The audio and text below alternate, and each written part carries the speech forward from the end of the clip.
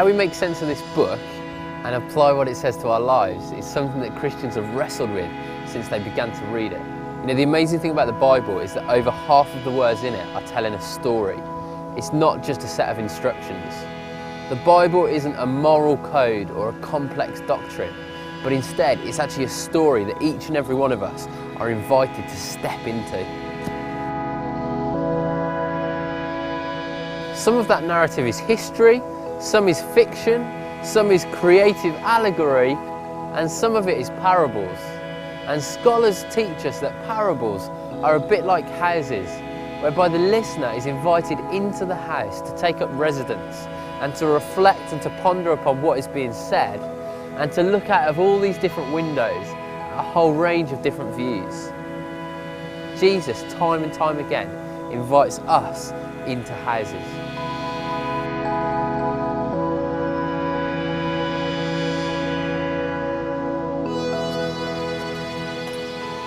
There's a man who had two sons. One of the sons takes his dad's inheritance early and totally wastes it. He returns home and his dad is overjoyed to see him and throws the most amazing party. The other son is furious and he refuses to join in the celebrations. It's a really simple story. A terraced house with a couple of windows.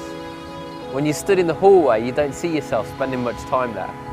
But when you begin to open the doors, you realise there's loads to explore.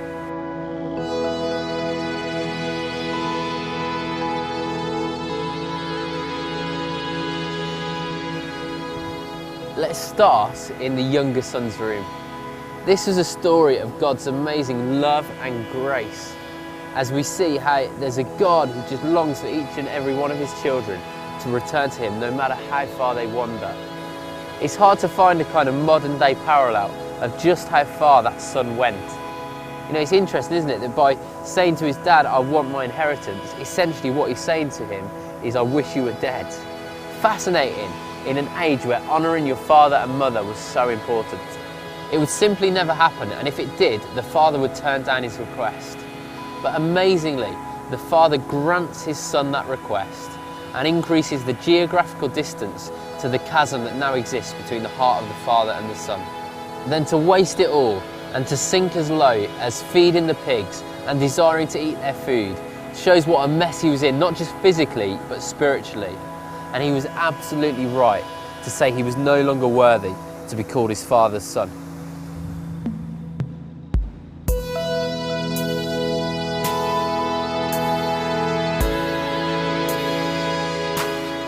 In the parents' room, the windows face a different direction.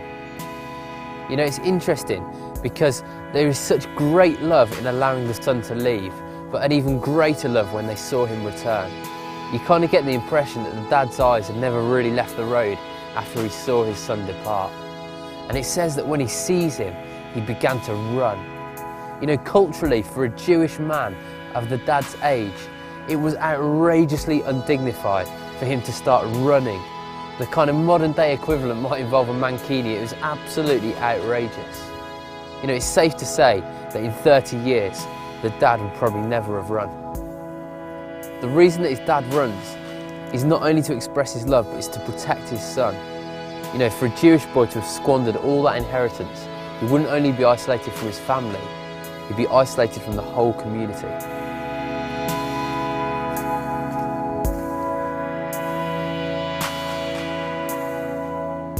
You know, culturally, there was even a ceremony that would be performed if the son ever dared to return, where a massive pot would be smashed at his feet and the community would declare that he was cut off for life. So as the dad saw his son, he started to run in order to beat the rest of the community, to get there first, to shield his son, to protect him, to embrace him, and to ultimately restore his identity. The clothing that's given to the son is immensely symbolic. The robe is a family robe, meaning he's now back in the family. The ring is a sign of authority, meaning he can once again speak on behalf of the family. And the sandals are only given to sons of the father, meaning that his dignity is restored. And then a party is thrown and a large cow is barbecued. And this cow was so massive, it only would have been slaughtered for a minimum of 200 people. And the amazing thing is that instead of shame and rejection for the son, because of the act of the father, the community welcomes him once again and his restoration is complete.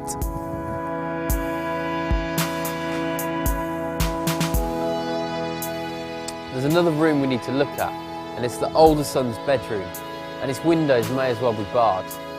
You know, there's 27 million slaves around the world today, and there's millions more who are slaves to something else. Some people are slaves to money or to jobs or to sport or to the dream of fame. Other people might be slaves, just like the younger son, to the kind of wild party lifestyle. Yet what the older son does here is fascinating. He has assumed the role of a slave to his father. He says, look, for all these years I've been slaving to you and I've never disobeyed your orders. This is the same dad who runs to the younger son, who throws his arms around him and who restores his identity in spite of him recklessly losing all the money. The mistake that the older son makes is believing that his dad's acceptance of him is based on his behaviour. It's not. The father loves him because he is his son. My name's Phil. I became a Christian as a very excited 6-year-old. Surprisingly enough, up till that point in my life, there hadn't been many prostitutes, crack dens or anything that constituted wild living. So I guess I struggle to identify with the younger son. Even when I've wandered, I've not wandered too far. But I do identify with the older son. I know that my relationship with Jesus can become about duty. I can get judgmental of other Christians. And I can forget how far I've come since that little lad who said yes to Jesus as a child. My name's Adam. I became a Christian when I was 21 years old. I grew up in a cynical household where my dad's best theory was that Jesus was an alien, and this is why church spires were shaped like rockets. In my late teens, I lived what I thought was a full life, full of partying, full of drugs and relationships with girls.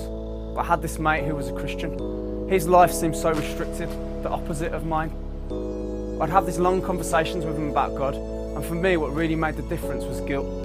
I had this overwhelming sense of guilt for all the stuff I'd done wrong. And I asked my mate if God really did forgive you for what he'd done wrong, and he said yes, like it was a no-brainer. When we become a Christian, we mostly identify with the younger son.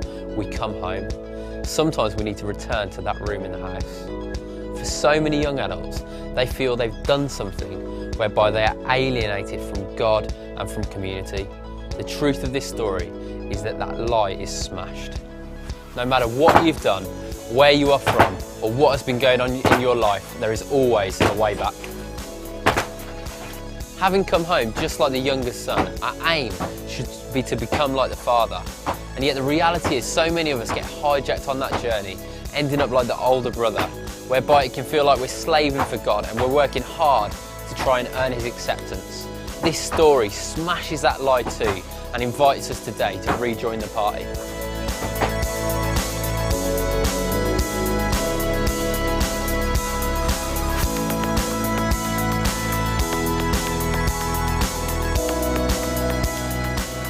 What we're inviting you to do is to come and spend time in this house. Make yourself at home, consider the views from the different rooms we visited. Let the story challenge you, stir you and renew you.